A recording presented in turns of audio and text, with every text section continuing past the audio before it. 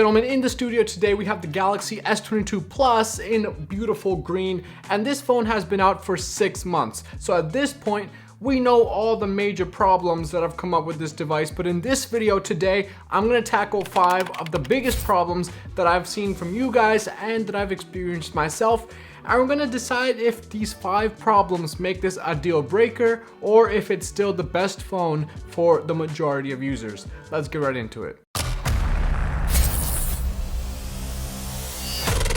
As usual, in this video, I'm gonna focus on my experiences using this device and not on the tech specs and all that garbage. If you wanna know about tech specs, go to any other website.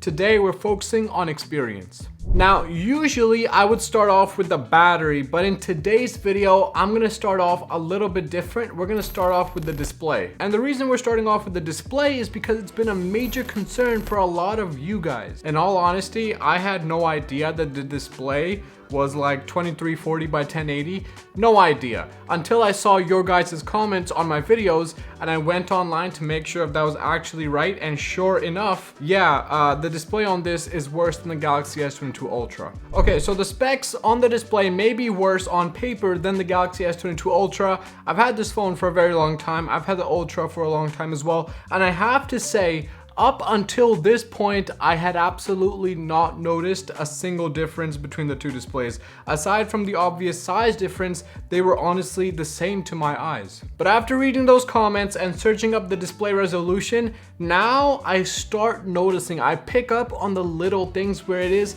just not as sharp as the Galaxy S22 Ultra. So if you really focus on the display, you'll be able to tell that, yeah, it's not the sharpest thing on the planet, but does that in any way, shape, or form impact my usage? Absolutely not. Watching YouTube, reading articles, watching lectures, it's all a breeze and it looks really good with the 120 Hz this phone provides you. It's still a very proper AMOLED display panel, and even if it isn't the greatest display like the S22 Ultra, day-to-day usage, you're not going to notice it. I mean, unless you're one of those people that will notice, like, you know, the difference between 100 Hz and 120 Hz. I know there's people like that. I'm not making fun of you, I kinda am.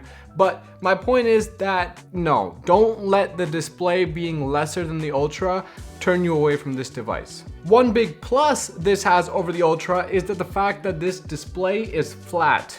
And I know this is preference, some people like the curve, you do you fam, but the fact that this is flat means that when you're watching anything, you're not gonna get light strips on the top and the bottom like you do with the Ultra, which reflects lights on both ends. Plus, you're not gonna accidentally have your finger or thumb on the screen so it's all spazzing out and it's not being responsive. It's very easy with these large bezels to keep your fingers off the screen so you're able to navigate easily. And I mean guys, it happens a lot on phones with curved displays where some millimeter of your finger is touching the display, and so the entire display is no longer responsive when you're trying to, like, you know, scroll through something. All that is to say that yes, the resolution is on the spec sheets lower than the S22 Ultra, but after 6 months of usage, is it a problem?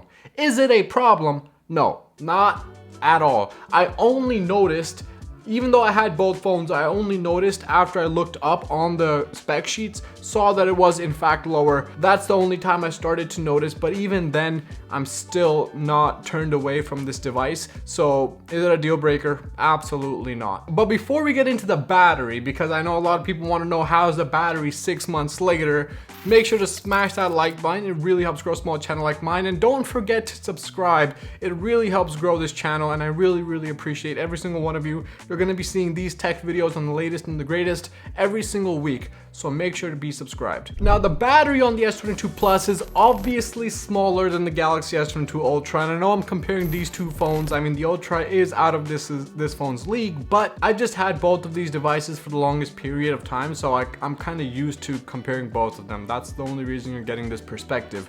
But even though this has the smaller battery, you would expect that this phone lasts not as long as the Galaxy S22 Ultra. That's a bit of a tricky topic. Specs do contradict real life usage, and in this case, even though the battery is smaller, there have been numbers of days and weeks where this battery outperforms the Ultra. Now let me explain, because that's gonna blow some people's minds. How is that possible? This has a smaller battery. How is this dying, after the Ultra?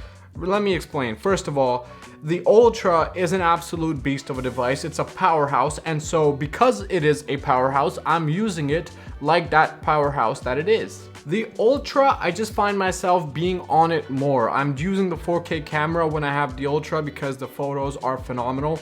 Has good photos as well, don't get me wrong. Plus has good photos, but the Ultra photos, the videos especially, love them. In the bus, in the train, on my commutes, I'm on the Ultra a lot more. I'm doing articles, I'm taking notes, I'm watching lectures. And so overall, when I have the Ultra, I'm going to be on that device more naturally than I am on the S22 Plus. The camera on this device doesn't get me as excited. It's not a bad camera, don't get me wrong. It's a phenomenal camera, flagship level. It gets you all the perks, 30 times zoom that you'll probably never need. It's got the good cameras, but it doesn't get you as excited as the Ultra camera, especially with, 100x zoom. You can really get into that booty when you need to. So I might even use this on the bus or the train. I'll have YouTube on, and this will be just put away. Most of the time in my natural day-to-day usage, this is in my pockets, it's in my backpack, it's put away. Okay, so it's not constantly on and being used. And that's why this phone lasts longer than the S22 Ultra. The Ultra is done by 5:30. 5:30, that's a deadbeat. This phone gets me through 9 p.m. easily, and that's partly because while that phone has a ton of extra bells and whistles and the S Pens and this and that, this phone doesn't. It's a lot more traditional, and I'm using it a lot more traditionally, and that means that it stays in my pocket a lot more than the Ultra might. Because of that, this actually is going to last you longer. And on the point of standby, this phone is actually better. In my opinion, this phone is better with standby time than the S22 Ultra. The Ultra has its moments where all of a sudden, just sitting there, it'll lose 10%. Just all of a sudden. This phone, I haven't really noticed any of those inconsistencies 6 months later. The battery drain isn't that good, it's not bad, but it's consistent. So you know exactly what to expect, and for me, that's more important. I have to be honest, I've dropped this phone a lot over the past 6 months. I'm talking quite a bit, more than I usually do. And one of the heartbreaking things is I haven't put this case on my phone. Look how dusty, this is a dusty phone right here. It's a dusty dawn. Anyways, I have not put this case on my device for the last like 2-3 months. And part of the reason is that it's a Spigen case. Let me just break it down. I love Spigen. Okay, Spigen is my brand. I put Spigen on all of my phones. My Ultra had the Spigen and the SimTech, of course. Good sponsor. My iPhone had the Spigen case. This one, I bought the Spigen Ultra Hybrid Clear. But this thing is getting extremely yellow. Okay, there's that brown yellow tint. And the reason I bought this gorgeous clear case was because of this gorgeous green color. Like I really enjoyed this green. I wanted to show it off, and I bought this clear case, but now it's brown, and it makes this green look a lot darker, and that just ruins the whole point. There's no more point of putting this case on. It doesn't keep obviously aside from protection, of course, the looks are significantly diminished with this case on. So I decided, hey, I'm just gonna take it off. I'm not gonna put this case on anymore. And this phone has taken a beating over that period in time. Now, on the topic of cases, if you are looking for a clear case, I'm gonna link a few below that I still think won't get as yellow. Mostly the yellow part is the soft, flexy bezels that go all around. The hard shell isn't yellow, so I'll recommend a few cases below that have colored up bezels so that you're able to find a case that doesn't get so yellow so quickly. Now, this has gone through the house, through the floor, through the window, out the house. It's been fallen, okay, mostly on hardwood flooring. So this has taken a beating, but to my surprise, and again, this is without the case a few times as well, there is no sign of damage anywhere on the phone. The camera humps look just as beautiful as they did. There is no sign of any kind of damage on the screen either. And I'm not talking, like, I haven't babied this device like I did with something like the Z Flip 3. This thing has been in my pockets, it's been in my backpack, my camera bag, it's been in the cup holders every time I go for the drive. Like, this thing rattles around,